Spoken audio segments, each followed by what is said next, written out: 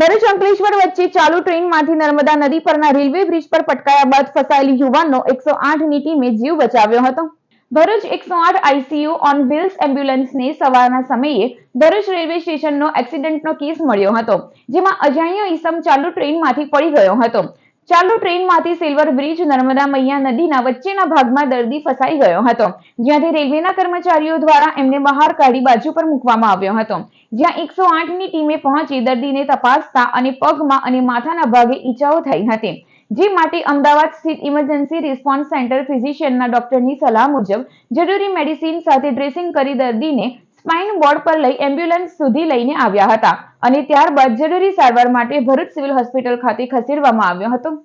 આજરોજ અમને 9:45 વાગ્યાની આજુબાજુ એક રેલવે એક્સિડન્ટનો કેસ મળેલો હતો, જેમાં અમને કોલરે જણાવ્યા મુજબ એક અજાણી વ્યક્તિ ટ્રેનની ટ્રેક પર ચાલુ ટ્રેનમાંથી પડી અને સિલ્વર બ્રિજની વચ્ચોવચ ફસાઈ ગયેલો હતો, જેને અમારી પહોંચતા પહેલાં આરપીએફ અને બીજા વ્યક્તિઓની મદદથી સલામત સ્થળે ખસેડવામાં આવ્યા હતા। અમે ત્યાં પહોંચતાની સાથે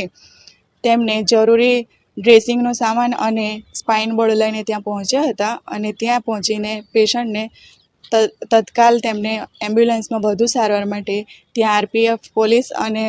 બીજા સ્ટાફની મદદથી તેમને એમ્બ્યુલન્સમાં લીધા હતા। એમ્બ્યુલન્સમાં લીધા પછી ERCP ડૉક્ટરની મદદથી